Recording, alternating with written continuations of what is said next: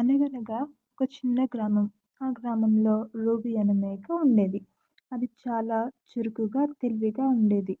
రోజు గ్రామంలోని పొలాల్లో తిరిగి మేత మేస్తూ సంతోషంగా ఉండేది.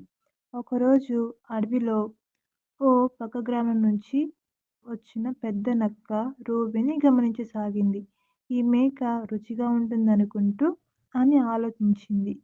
నక్క రూబీ వద్దకు వెళ్ళి మోసపూరితంగా మాట్లాడింది. ఓ మేకమ్మ, మనం స్నేహితులవుదామా? నేను నీకోసం రుచికరమైన మేత ఉన్న ప్రదేశాన్ని చూపిస్తాను. కానీ రూబీ తెలివైనది. అది నక్కను నమ్మలేదు. నువ్వు నిజంగా మంచి నక్క అయితే ముందు నువ్వు ఆ మేత తిని చూపించు అని చెప్పింది. నక్క అటు ఇటు చూశాక దానికి విషయం అర్థమైంది.